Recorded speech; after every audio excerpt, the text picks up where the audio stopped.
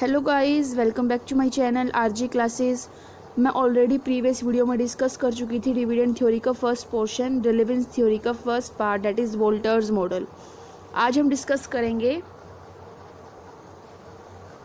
Gordon's model. हम discuss करेंगे आज बहुत ही इंटरेस्टिंग तरीके से। So let's start. So friends, now I will teach you Gordon's approach. Gordon approach relevance theory का ही दूसरा पार्ट है। गॉर्डन्स अप्रोच भी कहता है कि डिविडेंड डिसीजन बहुत रेलेवेंट डिसीजन है फर्म के लिए, बहुत इंपॉर्टेंट डिसीजन है, बिकॉज इसका अफेक्ट फर्म की मार्केट वैल्यू पे पड़ता है। सी, यहाँ पर मैंने डायग्राम भी एक तरीके से मैंने फ्लो चार्ट बनाया हुआ है कि डिविडेंड डिसीजन का फर्म की मार्केट वैल्यू पर अफेक्ट पड़ता है। ठीक है, अभी जो अप्रोच है ये कुछ एजम्पशंस पर बेस है। पहली एजम्पशन है कि जो फर्म होगी वो इक्विटी फर्म होगी।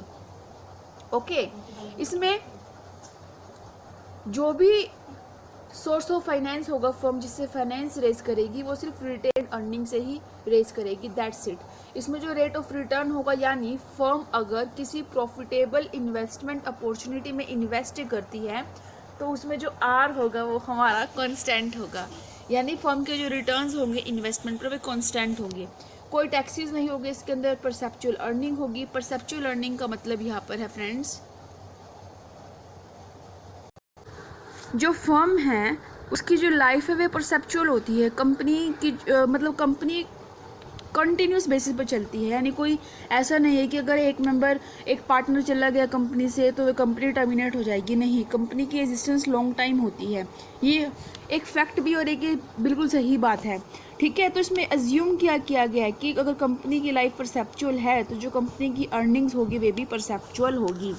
जो फर्म की कॉस्ट ऑफ कैपिटल होगी, यानी फर्म जब फाइनेंस ऑब्टेन करती है सोर्सेज के थ्रू, तो जो कंपनी की कॉस्ट होती है कैपिटल को ऑब्टेन करने में, उसकी वे जो कॉस्ट है वे भी हमारी कांस्टेंट रहेगी, कोई भी चेंज नहीं होगा उसके अंदर।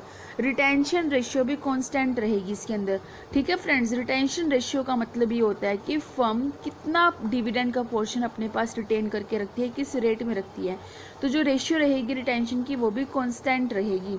ठीक है, यानी यहाँ पर जो ग्रोथ रेट होगी फर्म की वे क्या होगी, G=BR। ये फॉर्मूला आगे मैं आपको क्लियर कराऊंगी, आप वीडियो के साथ बने रहिए। ठीक है, अभी आप सिर्फ इतना समझिए कि जो रिटेंशन रेशियो है फर्म की वे कांस्टेंट रहेगी। जो कॉस्ट ऑफ कैपिटल है वो ग्रोथ रेट से ज़्यादा होगी। ठीक है, इसमें एक एजम्पशन ये भी है कि कॉस्ट ऑफ कैपिटल ज़्यादा होगी ग्रोथ रेट से। फ्रेंड्स, अगर कॉस्ट ऑफ कैपिटल फर्म की ज़्यादा आ रही है, ठीक है, तो इसका मतलब ये क्यों हो रहा है, cost of capital greater than क्यों है। बिकॉज फ्रेंड्स देखिए, कॉस्ट ऑफ कैपिटल अभी मैंने आपको बताया क्या होता है कि जब फर्म्स डिविडेंड्स पे करती है शेयर होल्डर्स को, तो कंपनी ज़्यादा डिविडेंड पे कर रही है शेयर होल्डर्स को। बिकॉज अब आप ध्यान दीजिएगा, पहले कंपनी डिविडेंड देती थी 10,000 का, मान लीजिए, ठीक है, लेकिन उन्होंने डिविडेंड रेशियो को बढ़ा दिया और वे ज़्यादा डिविडेंड देने लग गए 20,000 का। यानी जब कंपनी पहले अपने शेयर होल्डर्स को 10,000 रुपये देती थी डिविडेंड के तौर पर, अब 20,000 रुपये दे रही है, तो जो कॉस्ट ऑफ कैपिटल है वे क्या हो गई, इंक्रीज़ हो गई। इसलिए कहा गया है कि कॉस्ट ऑफ कैपिटल जो है वे ग्रेटर देन है ग्रोथ रेट से। ठीक है, जो गॉर्डन आर्ग्यूमेंट का जो पूरा का पूरा जो निचोड़ है, एक समरी है, आप समझ सकते हैं, या मैं कंक्लूजन की बात करूँ, वे इन 2 पॉइंट्स में समाया हुआ है। इन 2 पॉइंट्स में पूरा गॉर्डन अप्रोच आपका जस्टिफाई हो जाएगा। अब ये क्या है, 2 पॉइंट्स ध्यान दीजिएगा। जो इन्वेस्टर्स होते हैं वे रिस्क अवर्स होते हैं, यानी इन्वेस्टर्स, यानी आप इन्वेस्ट करना चाहते हो कहीं पे, अपने ऊपर लेकर चलो बात को, क्या आप किसी रिस्की जगह पर पैसा लगाना चाहेंगे, बिल्कुल भी नहीं चाहेंगे। यहाँ पर ये माना गया है, ये एज्यूम किया गया है कि जो इन्वेस्टर्स होते हैं वे रिस्क को अवॉइड कर कर चलते हैं। ठीक है, सेकंड पॉइंट क्या कहता है कि अगर इन्वेस्टर्स को सही तरीके से एक सही टाइम पर अगर सही डिविडेंड मिलता है तो इन्वेस्टर्स वो शेयर्स कंपनी के प्रीमियम पर भी खरीदने को तैयार है। लेकिन अगर वही दूसरी तरफ अगर कंपनीज डिविडेंड्स को स्किप करती है, डिविडेंड को टाइम पर नहीं देती, उस केस में जो इन्वेस्टर्स हैं शेयर्स को प्रीमियम में ना खरीद कर डिस्काउंट में खरीदना पसंद करेंगे। ऐसा क्यों? बिकॉज जो उनको जो होने वाले रिटर्न्स है, जो उनको होने वाली इनकम है इन्वेस्टर्स को, वे अनसर्टेन है, यानी स्टेबल नहीं है, कभी भी कुछ भी हो सकता है, यानी कभी डिविडेंड मिले कभी ना मिले। तो यहाँ पर कहीं ना कहीं एक रिस्क होता है, तो इन्वेस्टर्स इस रिस्क को अवॉइड करना पसंद करते हैं एंड वही शेयर्स प्रीमियम पर खरीदना पसंद करेंगे जिन शेयर्स पर कंपनी को, इन्वेस्टर्स को रेगुलर डिविडेंड मिलता है और ज़्यादा डिविडेंड मिलता है। ठीक है, अब फर्म जो है दो तरह के एक्शंस ले सकती है। ठीक है, कैसे एक्शन? या तो वे सारा का सारा डिविडेंड डिस्ट्रीब्यूट कर दे, या फिर सारा का सारा वे अपने पास रिटेन कर रख ले, अपने पास विदहोल्ड कर रख ले। ठीक है, जो इन्वेस्टर्स है वे हमेशा इस फर्स्ट एक्शन को प्रेफर करना पसंद करते हैं कि कंपनी सारा का सारा डिविडेंड इन्वेस्टर्स को डिस्ट्रीब्यूट कर दे। बिकॉज फ्रेंड्स, जो फ्यूचर रिटर्न्स होते हैं, यानी ऐसे डिविडेंड जो अनसर्टेन है टाइमिंग को लेकर भी और उसकी अमाउंट को लेकर भी, तो इन्वेस्टमेंट इस तरह के डिविडेंड को डिस्काउंट यानी लेस इंपॉर्टेंस देते हैं एज कम्पेयर टू दो शेयर्स जिनके ऊपर कंपनी इन्वेस्टर्स को डेली रेगुलर डिविडेंड मिलता है, मंथली ओके या ईयरली, डिपेंड करता है कंपनी की टर्म्स एंड कंडीशंस क्या है। सो आपने अभी तक क्या समझा? गॉर्डन अप्रोच के अकॉर्डिंग कि इन्वेस्टर्स रिस्क अवर्स होते हैं, इन्वेस्टर्स उन शेयर्स पर को ज़्यादा अहमियत देते हैं, उन शेयर्स को प्रीमियम पर भी खरीदने के लिए तैयार है जिन शेयर्स पर इन्वेस्टर्स को एक सर्टेन रिटर्न मिल रहा है एंड सही टाइमिंग पर मिल रहा है और सही अमाउंट में डिविडेंड मिल रहा है। ठीक है, तो इसीलिए क्या कहा गया है कि डिविडेंड डिसीजन बहुत इंपॉर्टेंट रोल प्ले करते हैं फर्म की वैल्यू को लेकर। अगर कंपनी स्किप नहीं करती डिविडेंड, कंटिन्यूसली प्रोवाइड कर रही है डिविडेंड अपने शेयर होल्डर्स को, तो उसके मार्केट प्राइस इंक्रीज होगा मार्केट के अंदर और फर्म की वैल्यू इंक्रीज होगी। एंड आगे हम और मोस्ट इंपॉर्टेंट बात करने वाले हैं, मैंने इसके कुछ की पॉइंट्स लिखे हैं जो आपको पूरे गॉर्डन अप्रोच अच्छे से क्लियर कर देंगे। फ्रेंड्स, इसकी पीडीएफ अगर आपको चाहिए नोट्स की, आप मेरा टेलीग्राम चैनल ज्वाइन कर सकते हैं टारगेट जेआरएफ, एंड एक ग्रुप मैंने बनाया हुआ जिसमें डेली क्विजेज होती है target JRF by Rimpi Goyal. तो आप ये दोनों चीज़ ज्वाइन करके अपनी क्विज की भी प्रैक्टिस कर सकते हैं और साथ साथ आप पीडीएफ भी ले सकते हैं। उसकी लिंक मैं आपको डिस्क्रिप्शन बॉक्स में दे दूँगी। ओके, सो गॉर्डन अप्रोच के की पॉइंट्स क्या है? जो फर्स्ट पॉइंट है वे क्या कहता है कि इन्वेस्टर्स डिस्काउंट और place less importance on future dividend because it is uncertain as compare to current dividend.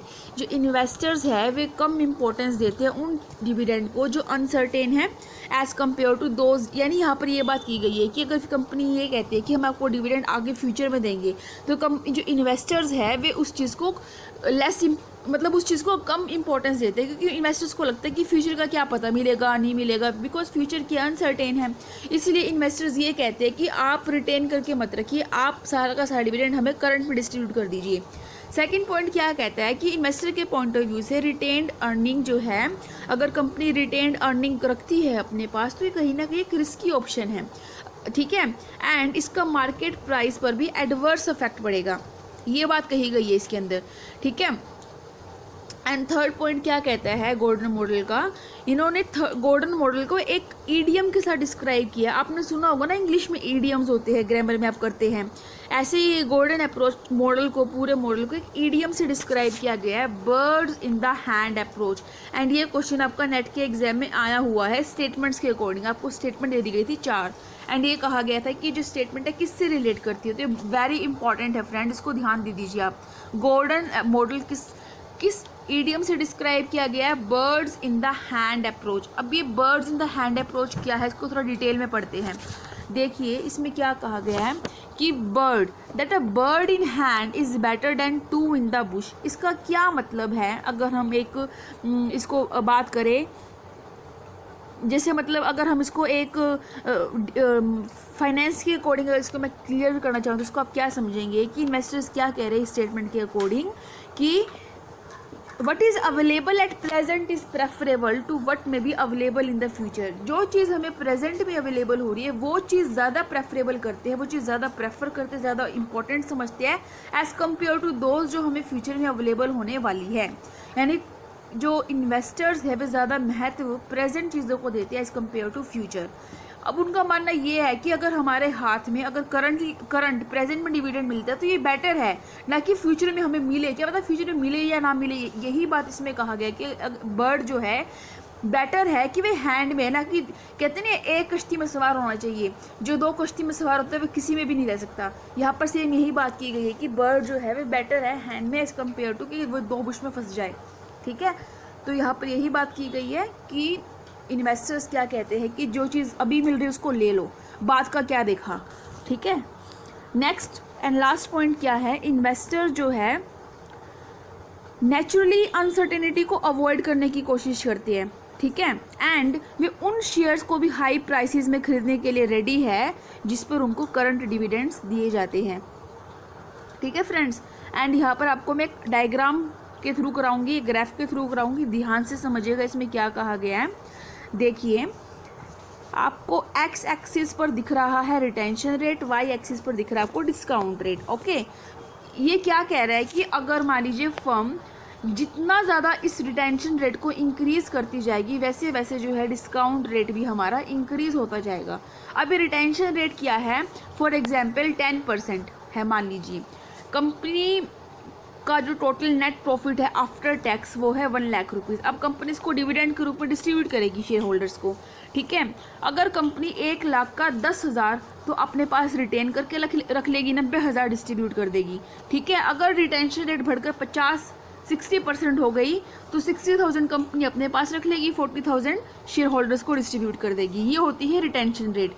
Discount rate का मतलब होता है कि जैसे जैसे रिटेंशन रेट इंक्रीज होती जाएगी वैसे वैसे डिस्काउंट रेट इंक्रीज होता जाएगा, यानी शेयर होल्डर्स उन शेयर्स को कम रेट में खरीदना पसंद करेंगे बिकॉज उनको पता है कि हमें इन शेयर्स पर इतना डिविडेंड नहीं मिलेगा, इसलिए वे उन शेयर्स को डिस्काउंट पर खरीदना पसंद करेंगे, ना कि प्रीमियम पर। इसीलिए कहा गया है कि डिविडेंड का बहुत इंपॉर्टेंट इफेक्ट पड़ता है कंपनी की मार्केट वैल्यू पर। अगर कंपनी रिटेंशन रेट को इंक्रीज करती जाएगी जिससे डिस्काउंट रेट इंक्रीज होगा, जिससे फर्म की जो मार्केट प्राइसेज है शेयर्स के वे डिक्रीज हो जाएंगे और फर्म की वैल्यू पर नेगेटिव इफेक्ट पड़ेगा।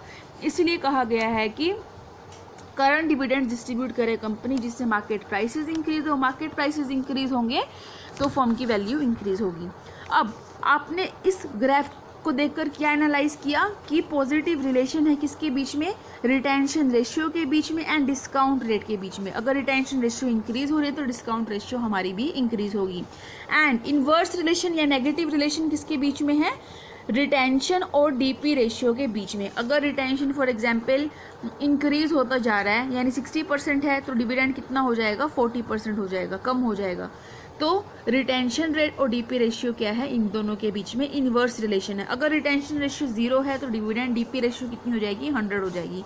तो आई होप आपको यहाँ तक क्लियर हो गया। अब फॉर्मूला देखिए फ्रेंड्स, क्या है ये फॉर्मूला है गॉर्डन्स मॉडल का। इसको अपने दिमाग में बिठा लीजिए। आपको 4 ऑप्शन दे देंगे और ये कह देंगे कि राइट फॉर्मूला कौन सा है इसका। ठीक है, ये हमारा क्या है, ई।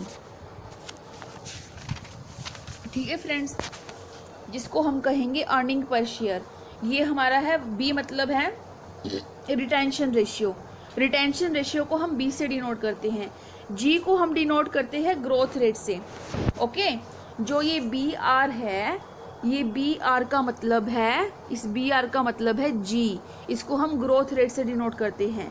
ठीक है, एंड 1 माइनस बी का मतलब है, 1 माइनस बी का मतलब है डीपी रेशियो, यानी percentage of earnings distributed as dividend, यानी अर्निंग का कितना percentage dividends as a dividend distribute कर दिया गया। तो ये फ्रेंड्स आपको फॉर्मूला है जो आपको समझना है। ठीक है फ्रेंड्स, इररिलेवेंस थ्योरी मैं आपको नेक्स्ट वीडियो में कराऊंगी। रेजिडियल अप्रोच हमारा रहता है, एक एमएम अप्रोच रहता है, दोनों के मैं अलग अलग पार्ट्स बनाऊंगी जिससे आप आराम से चीज़ों को समझ पाए। सो फ्रेंड्स, अगर आपको आज का ये लेसन अच्छा लगा, समझ में आ गया गॉर्डन मॉडल, तो अपना लाइक देकर मुझे चीयर अप जरूर कीजिएगा। थैंक यू, आपने इस पूरे वीडियो को ध्यान से समझा। Take care and bye bye.